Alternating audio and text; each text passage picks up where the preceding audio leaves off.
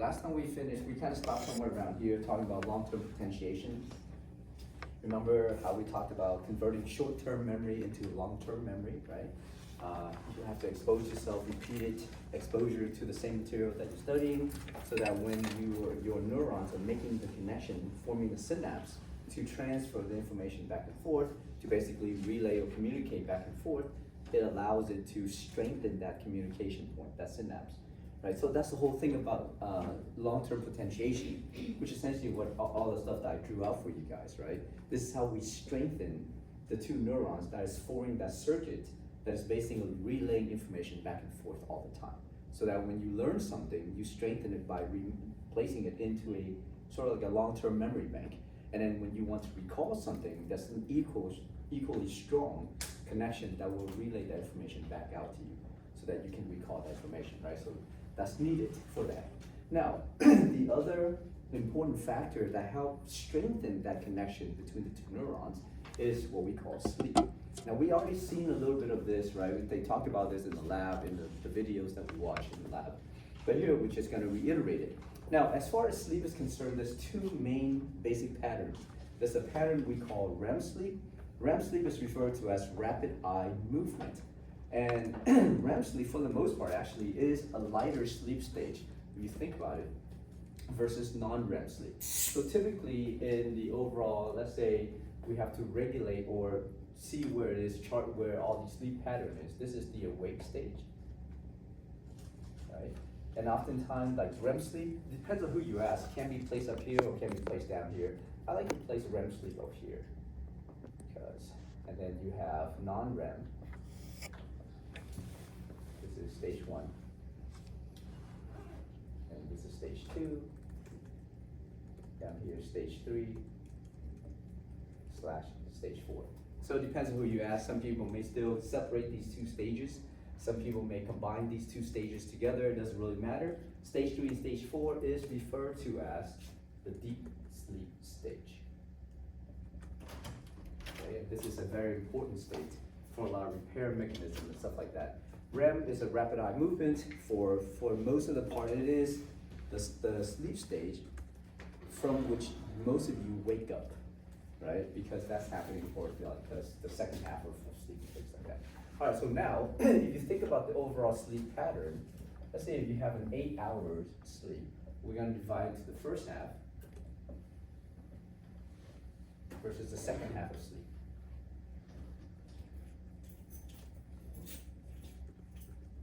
So this is your total sleep duration. Let's say on average it's about 8 hours or so, okay? Dividing that into first half, which is first 4 hours, second half, which is the second 4 hours and stuff like that. So when you first get to sleep, obviously, you're from the awake stage, you're gonna bounce down to like stage 1 of non-REM, you stay there for a little bit, maybe you pop back up to the awake stage, you go down to stage 2, you go down to stage 3 and 4, you spend a lot more time there and stuff like that. So remember, they talked about the fact that when you're in a certain stage of sleep, you spend in that stage about 90 minutes throughout your overall sleep pattern, right? 9 minutes and then you change and then you fluctuate back and then 90 minutes later and all that good stuff. So overall, in your first half of sleep, right? Actually, before we get into that, so let's say when you're in REM sleep versus non-REM sleep, REM sleep is a light sleep wave or light sleep stage where you actually have very high brain activities. Okay? And that high brain activity is what is allowing for your eyes to flutter, right? So the eyelids basically fluttering up and forth because there's a lot of neurological output. However, there is what we call atonia setting in, which means the muscles of your body are completely, almost paralyzed in a sense. So during REM sleep, you have rapid eye movement, you have very high brain activity, but you have virtually no physical activities whatsoever, right? So if you're tossing and turning, you're not in REM sleep. When you're in REM sleep, you are what we call atonic, which means the muscles of your extremities are very relaxed to the point where they're almost paralyzed, okay?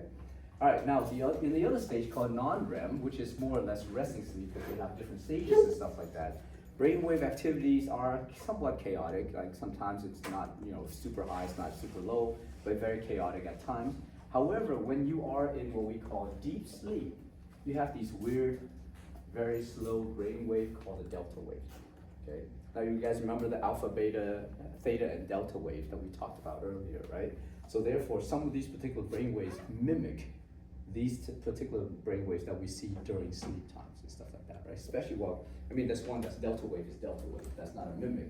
But when you're awake and active, physically active and mentally active, remember you guys typically exhibit beta waves, right? When you're awake. But when you're in REM sleep, because you have very high mental activities, the brain waves that you can see during REM sleep looks very much like beta waves. Okay, they're not exactly beta waves, but they look very much like beta waves. It looks as if the brain of that particular person in REM sleep is in an awake state, right? When you compare the two side by side. All right, so keep in mind that during the first half of sleep, according to the videos that you guys watched last week, the first half of sleep, most of your sleep is spent in stages 3 and 4. So spent in what we call non-REM. Okay, so it fluctuates back and forth. Let's say it fluctuates like this, and it goes back up to stage 2, goes back down to stage 3 and 4, and you stay in stage 3 and 4. Maybe you go up to stage 1, 3 and 4. Maybe you go up to REM. Doesn't really matter, right? So most of it is going to be in this stages 3 and 4 during the first half of sleep. Okay, and then as you fluctuate over, or as you move over to, let's say, the second half of sleep, then you're going to spend most of that time in REM sleep. And let's say you fluctuate back and forth, but most of the time that you spent in the last few hours of sleep is going to be REM sleep. Okay, so first half moves or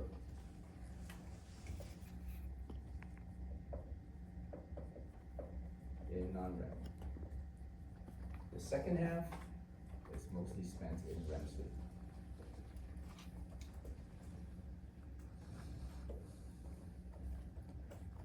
And for non-REM, you typically want to be in the stages 3 and 4.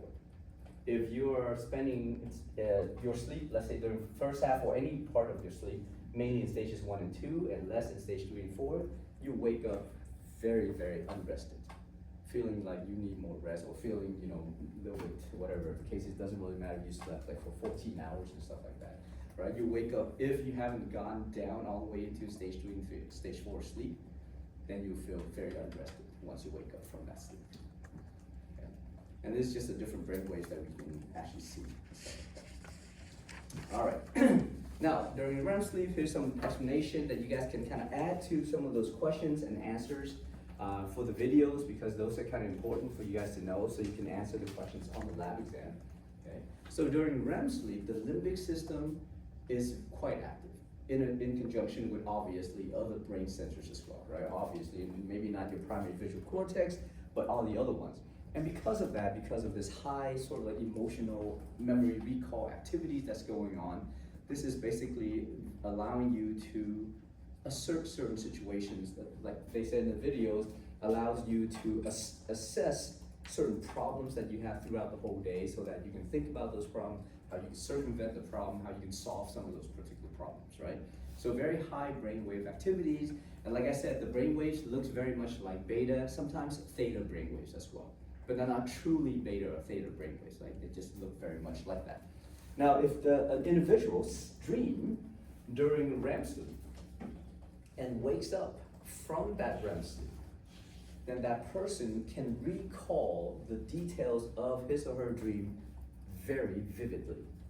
So let's say if you were dreaming and somebody woke you up, or you woke up by yourself, and you're like, man, that was a really good dream, and I can recall every single detail about that dream. That's because you've dreamt that in REM sleep. Okay, so that's how you can tell. Right now, during REM sleep, your breathing and your heart rate may be somewhat irregular, kind of high, fluctuate high and low and stuff like that. So it's not very stable, right? Muscle tone, very, very low. So we call this atonia.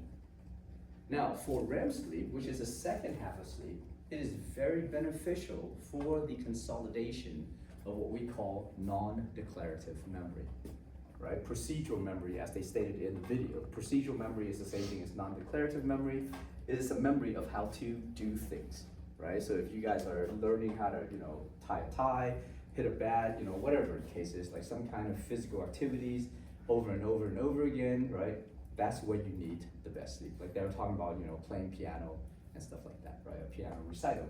So therefore, if you're preparing for those kind of physical procedural activities, then you need to get, a pretty good night's sleep, and hopefully nobody wakes you up too early. Does that make sense? So let's say if you want to get 8 hours sleep, you don't want to truncate your second half of sleep, because if that is the case, then you actually lose some of this REM activities that is vital for the consolidation of what we call non-declarative memory. Okay? On the other hand, for non-REM sleep, because there's different stages, obviously you're going to fluctuate through those stages, and mainly you're going to spend most of your sleep in non-REM in the stages 3 and 4, right? So you can say just stage 3 itself. Now during that particular time, your breathing and your heart rate can be regular to low, but it's never erratically high. So it's more regulated, and sometimes it can get quite low as well. Okay? Muscle tone is normal, so this is when you still can toss and turn sometimes, right? You're moving about, you're moving your hands, you're moving your leg, whatever the case is, right? Non-REM, for the most part, in this deep sleep in stage 3 and 4, this is when you actually do a lot of metabolic repair of the body. Okay? This is when all of the injuries, all of that the trauma that you experience throughout the whole day, both physically and physiologically, this is the time when your body repairs some of that. Okay?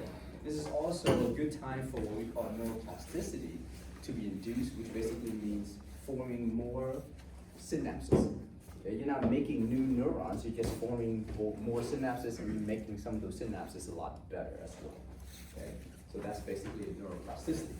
All right, now brainwave can fluctuate, and it depends on which stage you're in. So maybe stage 1, you have a little bit of alpha wave. Stage 2, you have a mix between alpha and beta wave, let's just say. And then stage 3 and 4, once you get into this deep sleep, it's all delta wave. Okay, so hopefully you guys will see what delta waves are maybe later on. Gosh, well, in the lab, you guys should see it. Oh wait, we didn't do that lab. It's okay, just look back at that lab.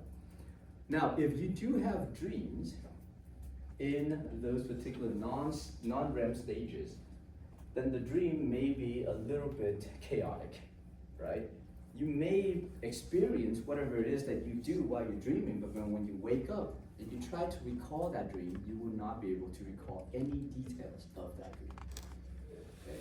So if that's the case, or when you wake up because of a nightmare or some kind of night terror, when you're like just clawing at the windows and stuff like that, trying to get out because somebody's chasing you in your dream or whatnot, right? That's a night terror, right? Or you're just screaming and you're waking up and sweat and palpitation and stuff like that. That's some kind of a nightmare, right? If that's the case, then you've dreamt those images during non-REM. Okay, and most of the time you're not going to be able to remember most of that details. Even if you have a really good dream, you wake up, you're like, oh man, that was such a good dream. I don't remember anything about it. I want to go back to sleep now, so I can re-dream that again, right? Because sometimes that's what you want, but you can't. Anyhow, but if that's the case, if you wake up from a dream or you're dreaming and you wake up and you try and recall the dream and you can't recall any details, that's because you've dreamt that in non-REM stages of sleep. Okay. But non-REM has a lot of benefits as well. So especially for the deep sleep stages, one of the benefits for non-REM is to help consolidate memory about facts and events. So declarative memory. So if you guys are trying to learn facts and events, which is exactly what you guys are trying to learn when you sit in class, right? These are the facts of physiology, right? And all that good stuff. Most of that is going to be consolidated. Most of that memory that you're trying to retain is going to be consolidated during the first half of sleep. Okay? Because the first half of sleep are spent mainly in non-REM. So therefore, if you're studying for an exam, try to get an early sleep. Try and go to bed early, okay? If you're trying to prepare for some kind of big sport event or like a piano recital or whatever it is that they're talking about in the lab, then try to get adequate amount of sleep and don't get jolted up early. So don't sacrifice the second half of sleep, right? So therefore, now what happens if you decide to, I don't know, sleep late because you want to kind of pull an all-nighter because you have anxiety, that you don't know enough about physiology, that you're gonna be tested on and stuff like that, right? So the night before the exam, instead of getting a night 8 hours sleep, you decide to pull almost an all-nighter, and you're like, oh man, it's 3 o'clock in the morning, I gotta get sleep because I gotta get up to work in about, 4 hours or whatever the case is. So now you go to sleep, and you only sleep for about 3 hours. That means you only spend 1.5 hours in the first half and 1.5 hours in the second half. Okay? So instead of getting 4 hours that is needed for the adequate consolidation of that long-term memory that you need for factual recall, you now only have an hour and a half. And that's the reason why pulling all-nighter never works. Okay? You may be able to recall that information quickly if it's just a nice black and white question and stuff like that, but you will not be able to process the question adequately because you will not have that connection in your mind to bring out the information to try to fully understand. Okay? So therefore, I urge you guys to study every single day for at least, let's say 2 hours. Okay? 2 hours, really not that much to spend to study for this particular classes. If we don't meet every single day, so therefore study 2 hours, organize your thoughts adequately so that the time when it comes to prepare for the exam, the night before the exam, all you have to do is review it instead of studying it. If you have to study it for the very first time, or at least when you're looking through this and you're like, oh my God, this is like so foreign to me. I have no idea that we have this material that I have to study for. You might as well just put it aside, go to sleep, and take a 0. Okay? Because I guarantee you, you're not gonna do well if that's the case. So please don't put yourself in that situation. And I say this to you guys, as well I say this to my graduate students. And my graduate students are notoriously always guilty of that kind of stuff. And I yell at them all the time. I don't yell at you guys. But I yell and I say, you guys are fucking retards. And I will fail your ass if you keep doing this. I don't care. I mean, they're grad students. They should know better, right? In any case, if you can wipe your butt, you should know better than to kind of procrastinate and put yourself in that situation. It is your career, right? So therefore, so think about it this way. You guys are aspiring healthcare professional. If they're aspiring healthcare professional, their profession is to touch people, manipulate the spine, and adjust them because they're chiropractors. So if they can't get their sort of like whole organization in gear to prepare themselves to become ultimately healthcare professionals, then they have no business touching anybody. Does that make sense? Okay, so that's the same goes for you guys too. Think about that. In several short years, if you guys, let's say, finish this class and you're done with everything here, you transfer to, 4-year university, or you transfer straight to some kind of, nursing programs or healthcare programs, in a very short amount of time, you will be responsible for somebody's life. It's no joke.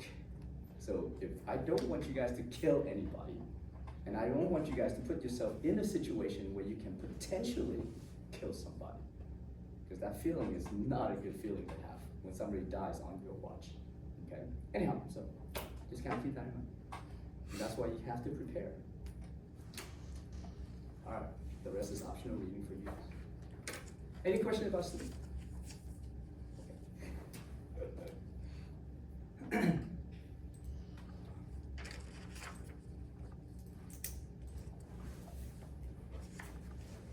Don't think I'm being harsh on you guys. It's just the way I was raised. We don't get participation trophy. We don't come home if we get second place.